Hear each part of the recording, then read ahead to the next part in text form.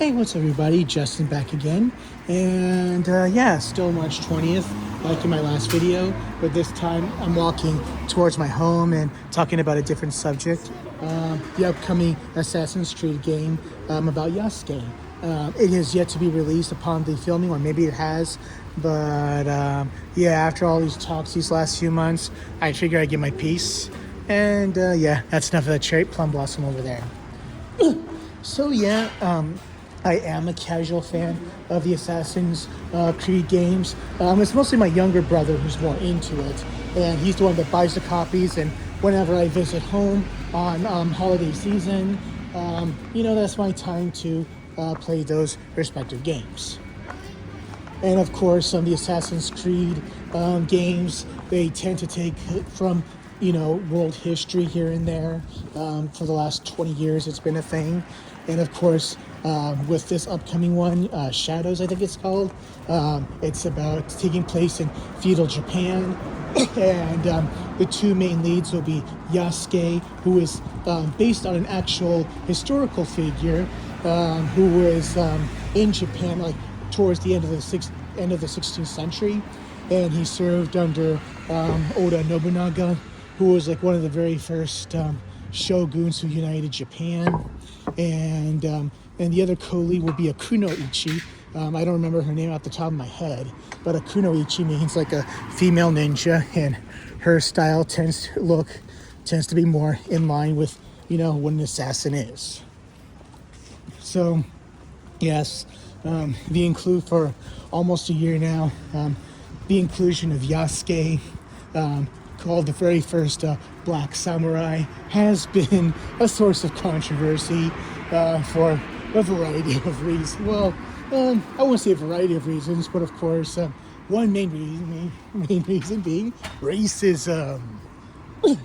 And of course, they're all blaming like, oh, you're trying to make it woke, or they're trying to make it DEI. Okay, I'll admit, I'm not the most liberal person in the world, nor am I the most conservative. But, I just see that the critics out there who are using the lack of, using like the lack of information about Yasuke, to manipulate, oh, he was never a samurai, or anything like that. Or it's like, why couldn't it just be a Japanese person? Like, okay, you already have a Japanese person, like the kunoichi there. As I said, I don't know her name off the top of my head. But it's like, of course, it just kind of shows, hey, there is a lot of racism and misogyny over these criticisms. And the way I look at it is, yes, do I think some of the criticisms are warranted? I'll get into that, but ultimately, as I see it, people just addressing all this stuff, it's just giving the game more attention than Ubisoft's advertisement department is ever giving it. You're just doing nothing more than just, let's say, bring attention to the game. Am I going to play at some point? Not right away, but, all the talk about it has, piqued my curiosity. So I might as well at some point, but, I just got other things going on with my life. And yes, I do have a master's in Japanese studies, but it didn't really involve, the details of history too much, let alone that of a Kokujin samurai. But if there's one man I'm going to acknowledge as a Kokujin samurai, it's former light heavyweight UFC champion Quentin Rampage Jackson. And if you don't think he's a true samurai, then you can suck it. But of course, there have been other notable controversies in recent weeks, most notably like how Yasuke is, desecrating like a shrine that's actually based on an actual shrine that you can still visit to this very day. And I'm not an expert on Japanese permission or copyright or whatever, but apparently Ubisoft had to require the permission of these shrines to be portrayed as like, hey, we don't want this to be, portrayed to be someplace to be desecrated. these are to be these are places of worship. And and I think just yesterday, even the Japanese Prime Minister and the rest of Parliament were addressing some of these controversies. Like, I don't think like the idea of Yasuke, him being a black guy or whatever, was ever the main point. I think it was mostly the portrayal of like how shrines were being desecrated and how these shrines were being portrayed without any notice or notification or permission were the main points of discussion. Like, okay, so I know that a lot of you think this is ridiculous, and I do too, but you have to consider, if you're not following the news here in Japan recently, like some guy recently, I think it was a Meiji shrine not too far from Harajuku, like he carved his initials like on one of the shrines there at temples. And there have also been other instances of like other tourists like carving their initials or desecrating these places of worship, and they're concerned that like such actions portrayed in these games could influence such acts in the future. I mean, is that a legitimate concern? Yes. And I don't want to jinx it by saying, hey, it's going to happen again, but let's just say it does happen again. I'm pretty sure Assassin's Creed will, if you're going to make a list of reasons like why people are being stupid jackasses like this, I would put Assassin's Creed at the bottom of that list, or probably not at that list at all.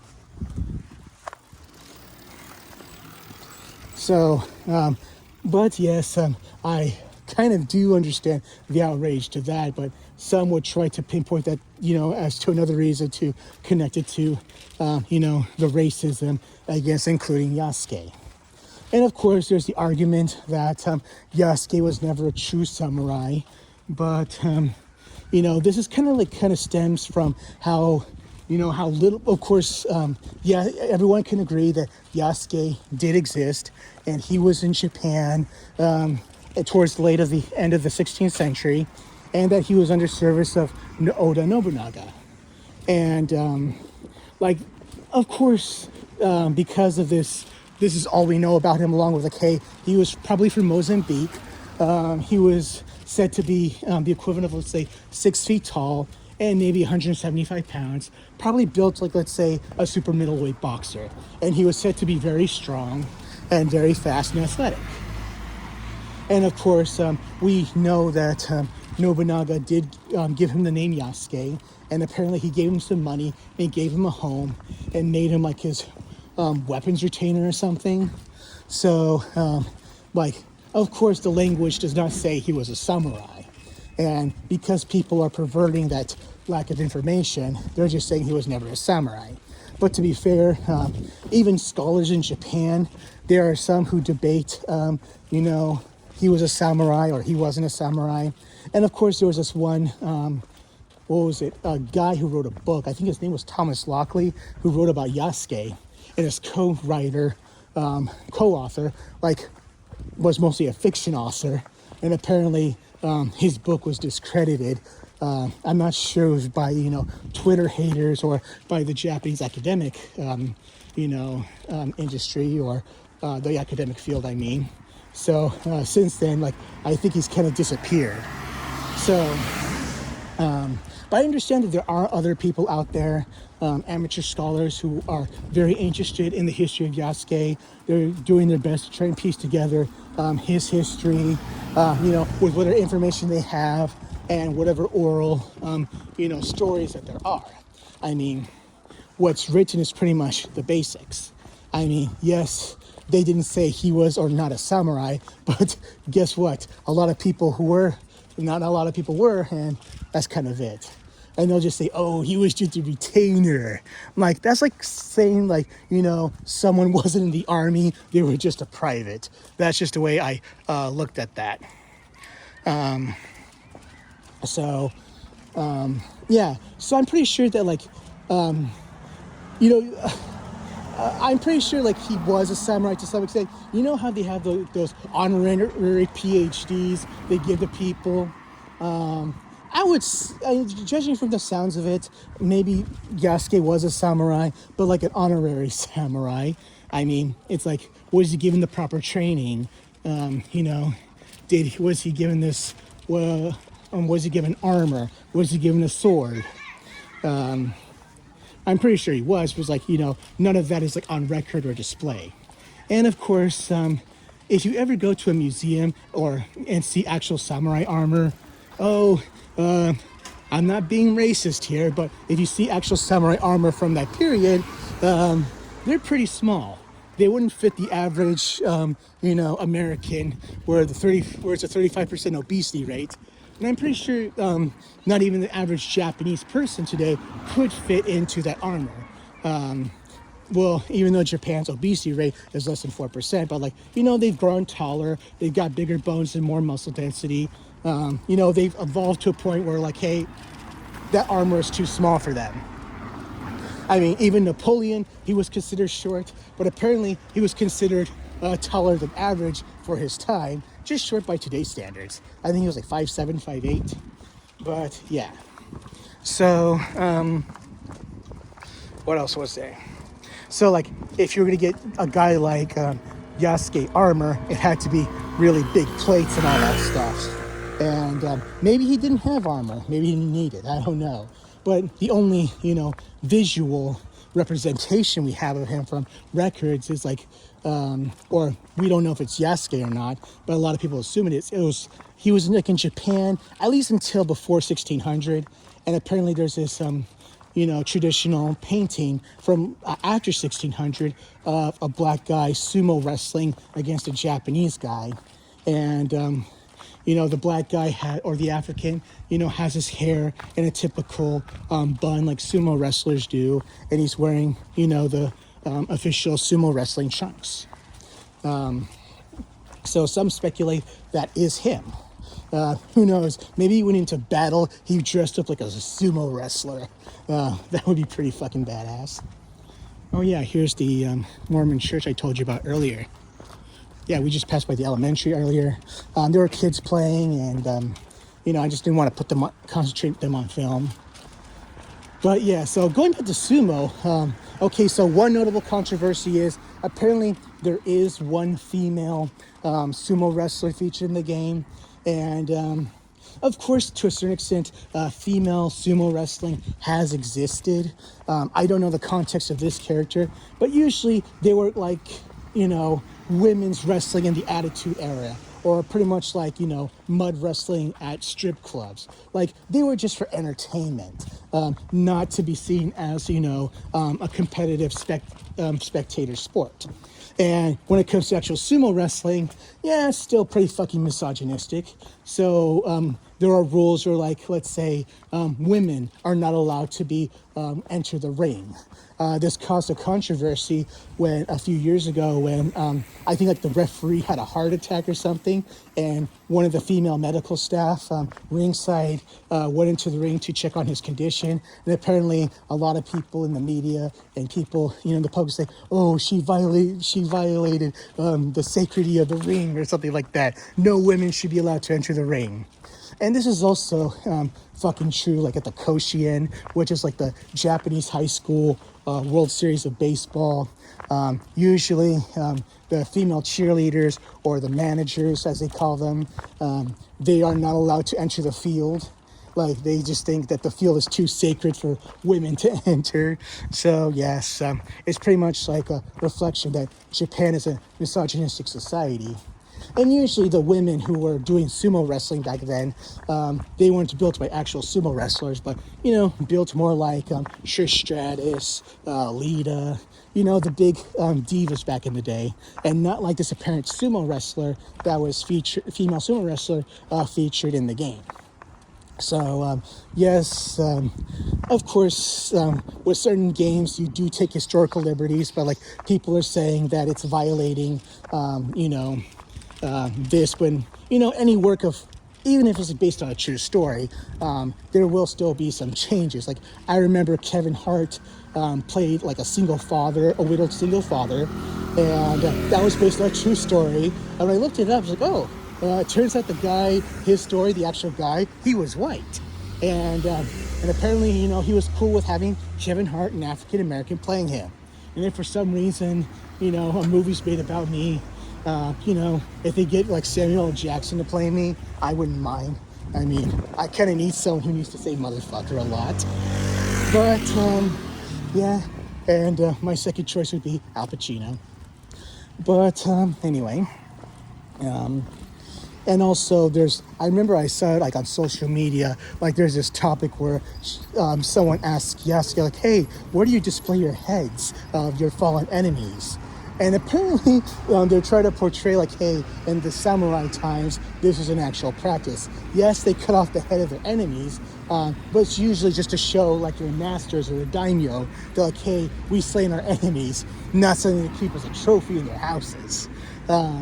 But of course, there have been instances like, I hate to use, let's say, Rurouni Kenshin as an example, because the creator's a motherfucking pedophile who should be put in an American prison knowing what happens to those guys there. But he used an actual incident using Sanosuke's adopted father, also named Sagara, but I forgot his first name. But he was based on an actual guy, and the story about him is true. It's like, okay, the government tells us, hey, they're gonna cut taxes, yay! And like the government says, like, I don't think we can. And then they call Sagara a liar. They cut off his head, and then they put his head on display in that very city. So yes, beheadings were a thing, and they were put on display. And I know, like in Shinagawa, that used to be like an old execution ground. Like usually at the entrance, if you were executed, they put your bodies, crucified in a crucified-like position outside the gates to make sure, like, hey, don't fuck with us, or this will happen to you. So they were put on display for sure, but like not in, let's say, a samurai's house.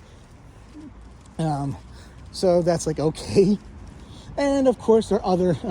One guy on Twitter was talking about like, hey, the cherry blossoms are viewing, and yet they're selling watermelon. Cherry blossoms bloom in the spring, watermelons, bloom, grow in the summer.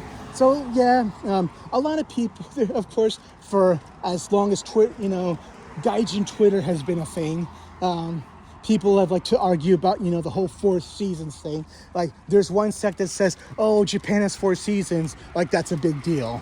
And there's another sect that says, oh, Japan has 4 seasons. Oh, that's not such a big deal. So this is kind of one of the instances where like, okay, Japan has 4 seasons, and I can see why people would want a more accurate representation of those qualities.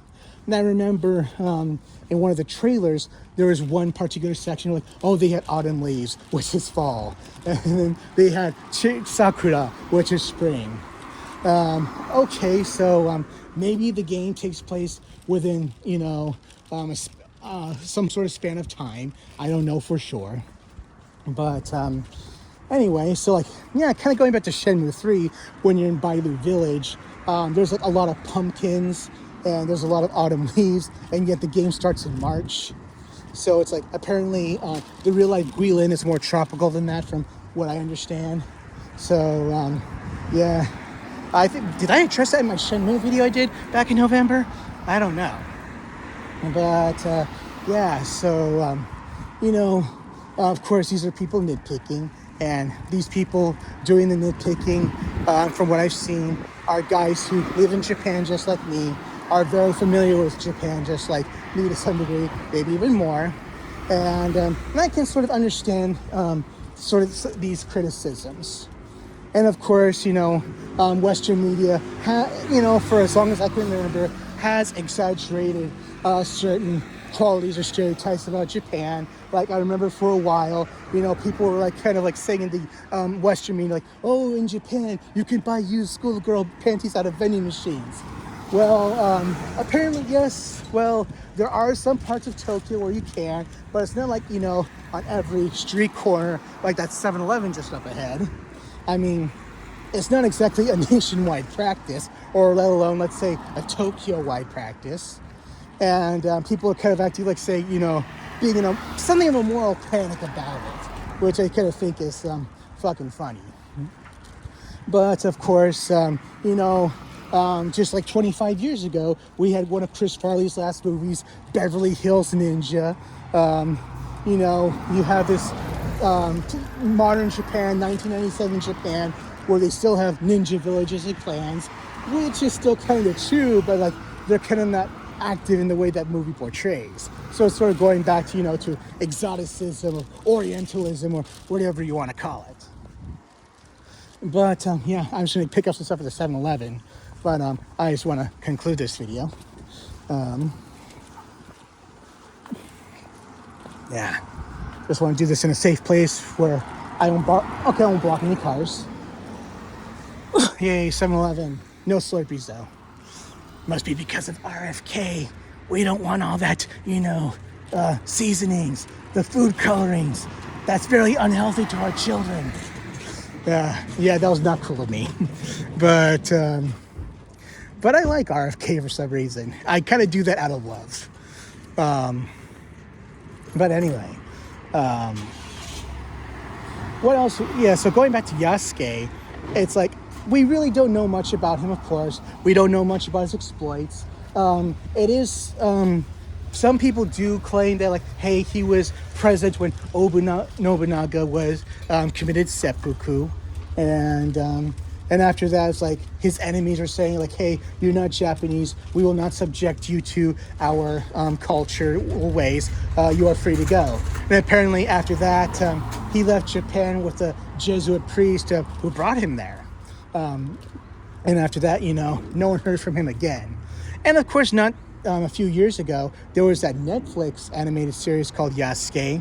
And of course, nobody made a big deal about that, in a negative way. It's like they weren't exactly trying to portray, history in an accurate sense. It was kind of more, let's say, mystical, as you'd see in Ninja Scroll, but not as edgy as Ninja Scroll, in my opinion.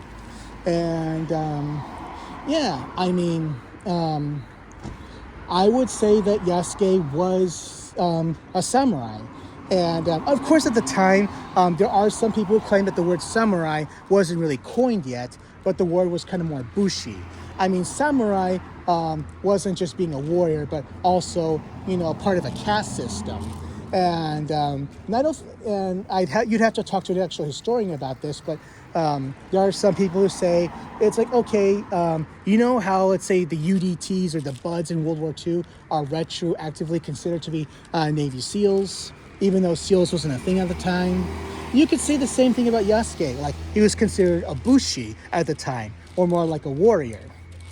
While the term samurai, yes, I understand you could think of it as like knight or warrior, but when you really literally translate the kanji, it really means to serve. And he was a servant of Oda Nobunaga, so in that sense, he was a samurai. And, he was sort of like a bodyguard to Oda Nobunaga in the way he was to the Jesuit priest who brought him to Japan. And unfortunately, this is kind of like a victim of circumstances. Like, hey, we really don't know any details about Yasuke, as in, like, his exploits beyond, okay, how he came to Japan, how he came to know Oda Nobunaga, and how he treated him. And of course, in a sense, Yasuke was a slave, not in the slave, in how America was and how shitty. I'm not trying to justify slavery, but shitty. But, Yasuke was more of like a slave where he was, treated much better than compared to what American slaves went through. And then, in a sense, I wouldn't say he was sold to slavery to Oda Nobunaga. It's like, in a sense, he kind of gave him his freedom. He gave him like a good house. It's like he kind of gave him to the equivalent of what, say, a daimyo would sort of get. And so he was really well treated. That's how much as we can know. And sadly, but we just don't know anything about his exploits. Like, did he assassinate some rival? Did he kill 100 people like Guts did in Berserk? Did he desecrate a shrine? Did he really have homosexual relations with a non-binary person? Did he really bang Oda Nobunaga's sister? Okay, so I understand this goes into other territory, but as far as we know, those are details we will never actually know. And until then, take care of yourselves and each other.